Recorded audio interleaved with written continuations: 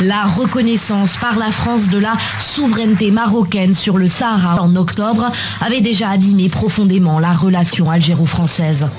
Au point que la presse relaie ces derniers jours des informations sur la possibilité d'une rupture des relations diplomatiques. Quelle coopération, notamment sécuritaire, est possible dans ce contexte ?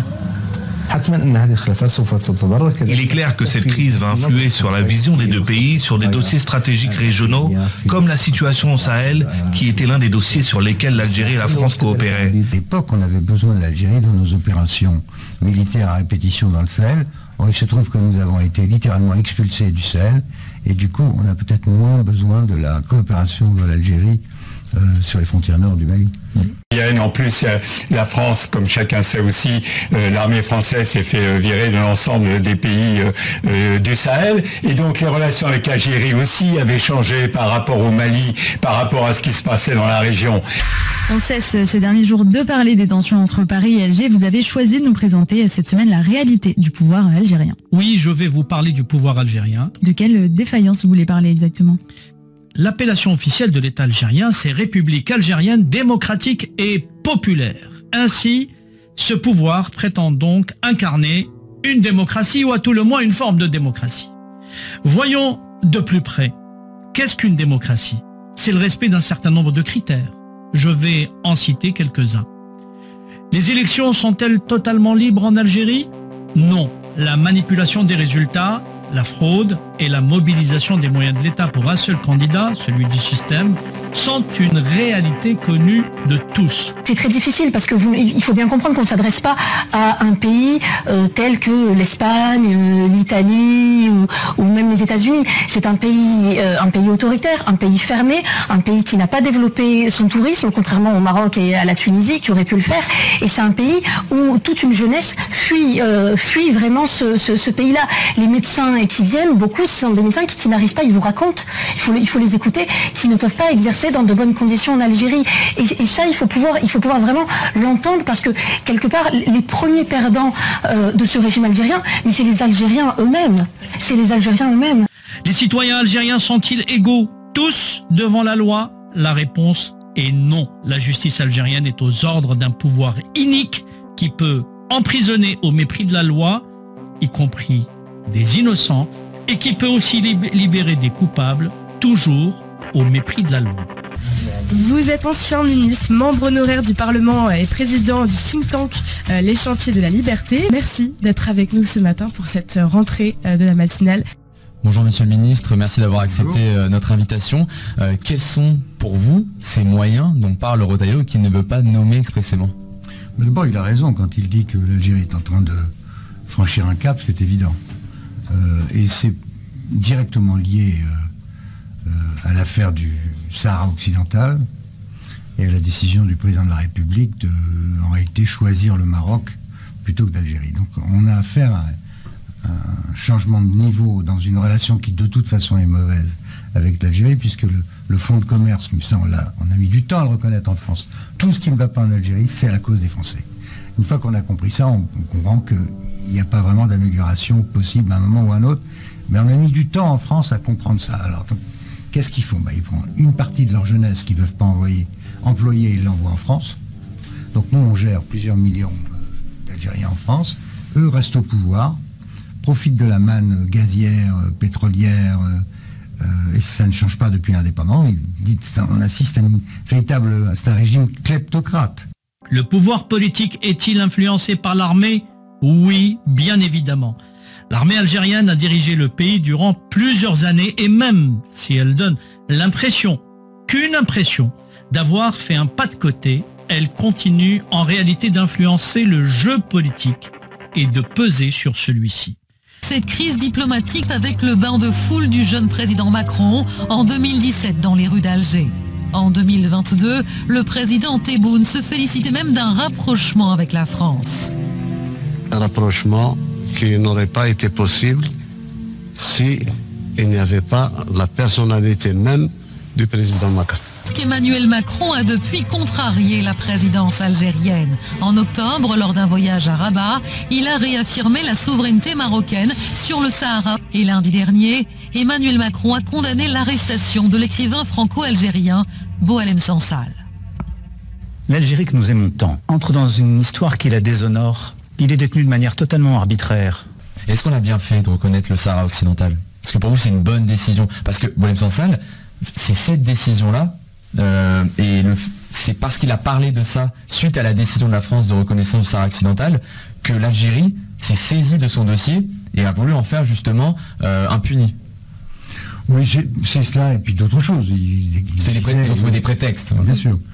Est-ce que la décision a été bonne? Je pense que oui, parce que cette affaire traîne depuis très très longtemps, qu'elle est utilisée, y compris à Bruxelles ou au Parlement européen, comme une méthode de sanction contre le Maroc. On a besoin de points d'appui dans cette région. Le Maroc est, avec toutes les limites de l'exercice du régime, c'est plus ou moins grand succès économique à l'intérieur.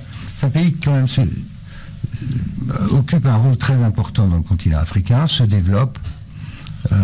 Moi j'étais assez favorable à ce qu'on reconnaisse le Sahara occidental comme marocain depuis fort longtemps. En fait. Et en allant même très loin, à la conférence des ambassadeurs, il a même été dit, il dit voilà, on va faire avec le Maroc, on va s'occuper de l'ensemble de l'Afrique, maintenant avec les Marocains. Ça veut dire, il tire l'ardoise magique sur toute une période, toute la période précédente.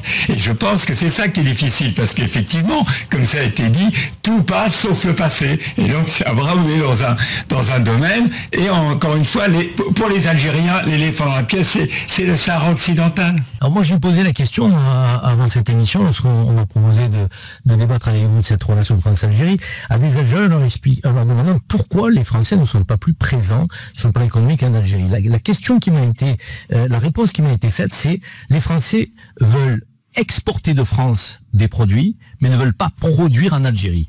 Et nous avons un problème, nous, de diversification de l'économie. Et ils m'ont donné un exemple, parce que c'est toujours bien d'étayer ces propos par un exemple. Prenez Renault, qui est venu s'installer en Algérie. L'usine Renault est allée s'installer au Maroc. Usine de fabrication de véhicules de A à Z au Maroc, pour l'Europe et pour l'Afrique. Usine seulement d'assemblage à Oran, avec un taux d'intégration entre 15 et 20% en Algérie avec 2000 emplois. Les Algériens n'ont pas compris. Les Algériens se disent, mais finalement, pourquoi ils n'investissent pas en Algérie? Ils veulent des consommateurs, mais ils ne veulent pas investir pour diversifier l'économie française. Est-ce qu'on n'aurait pas intérêt du côté de l'État français, avec tous les organismes de Business France, d'autres existent, de favoriser, de pousser les Français à produire en Algérie, avec une main-d'œuvre intéressante, avec un prix de l'énergie intéressant? Il y a des atouts en Algérie pour faire ça. Mais pourquoi on ne le fait pas? La décision, elle relève de l'entreprise avant tout. Nous ne sommes pas dans un système d'économie étatique. C'est Renault, c'est Peugeot, c'est Citroën, même c'est Renault qui décide. C'est Renault qui décide. La corruption est-elle répandue en Algérie? Oui, malheureusement, et elle est même endémique. L'ONG Transparency International, par exemple, spécialisée dans l'analyse de la corruption, considère dans son classement annuel que l'Algérie est à la 104e place.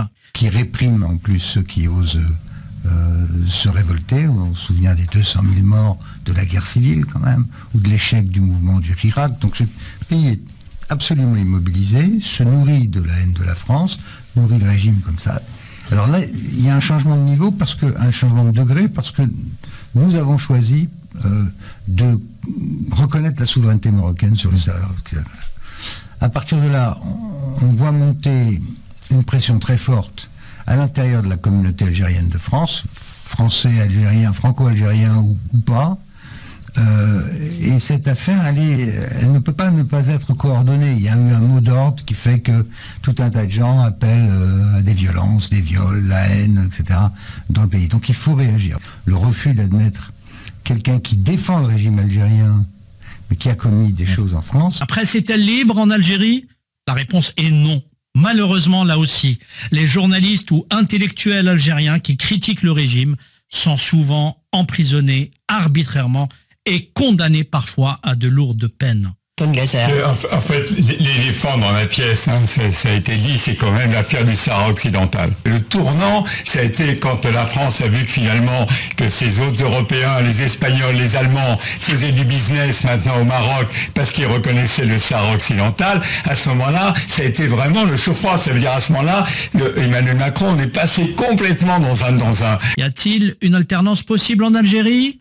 La réponse est non. Depuis l'indépendance, malgré les coups d'État et les changements des hommes, c'est le même système qui continue de diriger le pays. Je pense que les 3 pays du sud de l'Europe, France, Espagne, Italie, et les 3 pays du nord de l'Afrique, Tunisie, Algérie, Maroc, devraient créer un groupe de travail 3+3, parce que ces pays ont les mêmes sujets de préoccupation, la sécurité en Méditerranée, les relations économiques, l'énergie, l'immigration, la Méditerranée au sens large, et donc il faudrait pouvoir créer un groupe 3+3. Une sorte de 5+5 parce que le 5+5 ça marche pas, parce qu'il y a Malte et la Libye.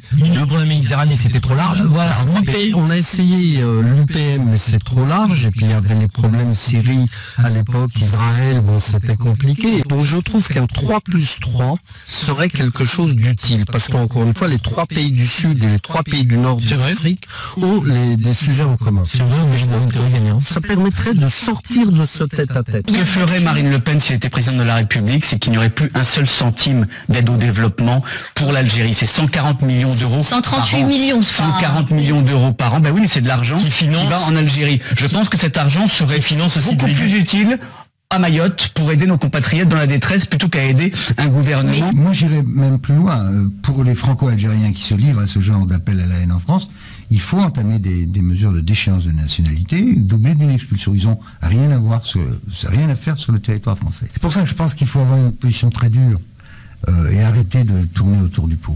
Alors la France va-t-elle riposter avec des restrictions sur les visas et une remise en cause des accords sur l'emploi ainsi que le séjour des ressortissants algériens? La première, c'est de la suppression de tous les visas. Ce que proposait Gérald Darmanin hier. Tout s'arrête. Tant que l'Algérie ne change pas d'attitude, ne reprend pas tous les délinquants condamnés en France qu'on lui renvoie, on arrête tous les visas. On arrête bien sûr les visas diplomatiques des gens qui viennent se faire soigner à Tire-Larigot à Paris, souvent en laissant des ardoises d'ailleurs dans les hôpitaux. Moi j'ai connu ce genre de cas.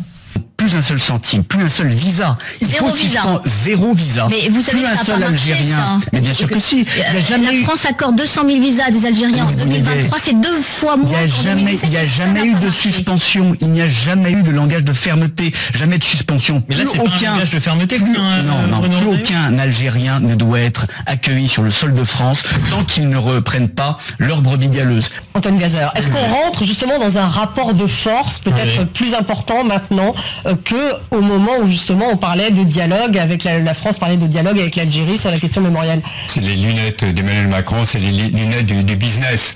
Toute l'histoire de la reconnaissance du Sahara occidental, il y a vraiment des enjeux au niveau non seulement pour des grands groupes, pour les chemins de fer, mais il est arrivé là-bas vraiment avec en chef de file des entreprises françaises. C'est ça le véritable enjeu. C'est ça, c'est Alstom, c'est vraiment une histoire de grands groupes. Et Emmanuel Macron, il a changé complètement de braquet.